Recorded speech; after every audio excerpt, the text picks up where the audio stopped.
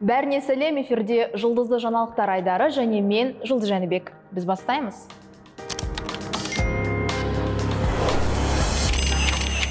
Димаш Құдайбергеннің YouTube арнасы алтын батырмаға ие болды. Бұл жайында Димаш Құдайбергеннің өзі Instagram парақшасында айтты. Айта кетейік, Димаш Құдайбергеннің ресми YouTube арнасы 2017 жылдың 27 қазанында жұмысын бастаған. Ал Димаш тағы да бір жеңісің құтты болсын. Ассалаумағалейкум, құрметті достар, бұл бейнетаспаны түсіріп отырғандағы мақсатым сіздерге алғыс айту. Біздің YouTube арнамыздың оқырмандар саны, көрермендер саны миллионнан асып, YouTube'тан осындай тамаша марапатқа ие болып жатырмыз.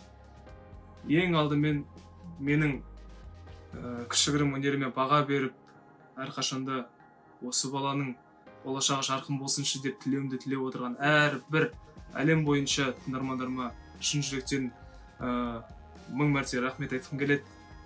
Және де осы сәтті пайдаланып менің шығармашылығыма ерекше атсалысып жүрген әрбір менімен жұмыстас жандарға ерекше рахмет айтқым келеді. Менің барша ұжымдарыма, менің барша менеджерлеріме, әрине ата-анама, әрине туған туыс, ағайын бауырларыма, жерлестеріме үлкен рахмет айтқым келеді. Жазира Байырбекова жануарлар терісінен жасалатын тондарды киюден түбегейлі бас тартты. Эстрада жұлдызы тіпті болашақта құдаларына да тон тарту етпейтінін ашық айтты.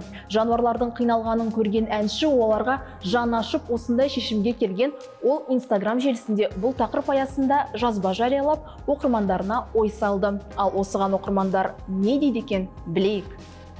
Енді бар шубаларыңызды конкурс жасап жерсеңіз күшті ғой? Өте дұрыс, Жазира ханым. Шубаның қазіргі кезде керек жоқ. Сізбен келісем. Шет елде тіпті кимейді сол шубаны ешкім. Біздің қазақтар бір-бірімен жарысып, ақшалары болмаса да кредитке алып киіп жүр. Надандық шығар сол. Қазақ десе ренжиміз. Сендер қалай ойлайсыңдар? Бұл тақырып бойынша не дейсіңдер? Да? Ал мен білмейді екенмін, менде шуба бар, бірақ барын, кеттік ары қарай. Стоп, сен әлі арнамызға жазылып лайк басқан жоқсың ба? Ал енді ше? Күмәнудің қажеті жоқ, себебі алда қызық көп. Осы аптада бірнеше жобамыздың тұсауы кесіледі. Өткізіп алмау үшін міндетті түрде арнамызға жазыл, лайк басып, өз ойынды жаза жүр.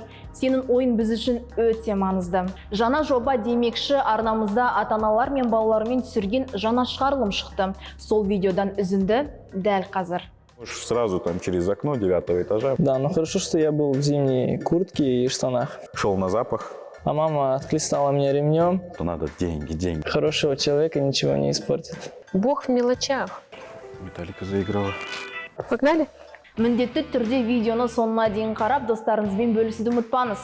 Айта кетейік, бұл жоба үлкендер үшін де, балалар үшін де өте қызықты. Ата-ана мен бала бір-біріне басқа жағынан ашылып, бір-бірінің ойын біле алады. Жобамызда қатысу үшін Ақсана Info Instagram парақшамызға немесе төменге жазыңыз.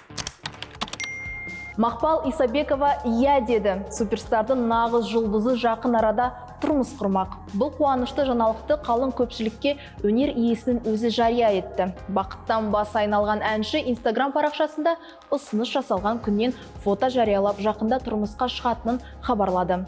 Аталмыш суретте Мақпал Исабекованың мейрамханада күлімдеп отырғанын көруге болады. Мақпал, бағың жансын, бақытты бол.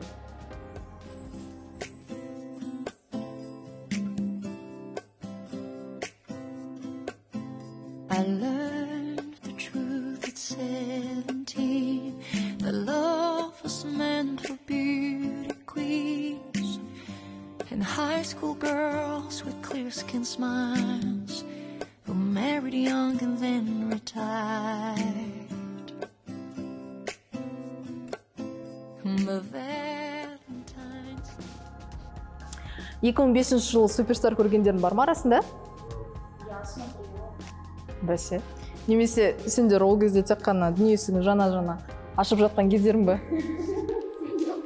Ресейлік бизнес-вумен, модель, блогер Джиган есімді рэпердің жары Оксана Самойлова ғашықтар күнін және круиздік саяхатын көрсетті. Стористе Самойлова әйгілі ежелгі пирамидалардың фонында отбасылық кештің қалай өткенін көрсетіп, қонақ үйдің романтикалық атмосферасымен мақтанды.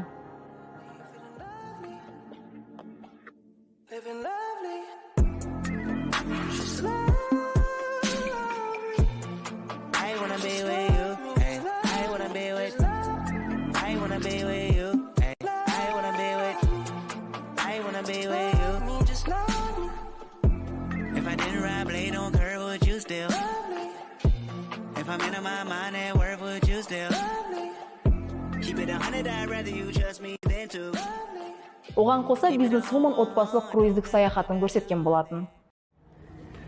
Нил. Сегодня мы будем по Нилу путешествовать. Только деньги на уме. Сделал деньги на уме. Делал деньги как умел. Делал деньги каждый день. Черный Rolls-Royce нас теперь плетет. Мои числа растут, тебя в чеке. Делаешь ноги, я делаю ногти. Моя бич делает деньги, просто снимаю тиктоки. Да, андай ғашықтар күні күнде болса да, армандап кетсем. Қазақстандық шоу-бизнес жұлдызы Ерке Есмахан бақыттан басы айналып, көп нәрсеге уақыт таба алмай жүргенін ашық айтты. Өнер иесі сүйіктісіне ессіз ғашық болып қалғанын растады. Инстаграмға деген қызығушылығым жоқ болып кетті. Бұрынғыдай суретке түсіп, сторис алуға мауқым жоқ. Инстаграмсыз шынайы өмірім қайнап жатыр. Бақыттымын, қатты сүйіп қалдым. Мені де дәл солай сүйеді деп жазды Ерке Есмахан. Желі қолданушылары бірден Еркенің жазбасына жарыса жауап беріп, оған желіден жоғалып кетпей байланысқа шығып тұруын сұрады. Не дейміз енді? Бақытты болсам болды ғой, Ерке. Мен қазір Эзимен жүрсем, мен де солай жүретін едім, басым айналып. Қой, инста керек қой. Ақшасыз қаласың, реклама болмаса. Жігітпен бе, жігітсіз бе, бәрібір. Бақытты болсаңыз болды, лайықсыз. Онда инстаңызды маған бере салыңыз, күшті қылып жүргізіп берем. Эх, махаббат дейтін күшті сезім ғой. Ұшып жүресің кәдімгідей, я? Бүгінге осы арнамызда шығатын жаңа жобаларды өткізіп алмаңыз. Бізбен бірге болыңыз. Келесі кездескенше жағымды жаңалықтар көп болсын.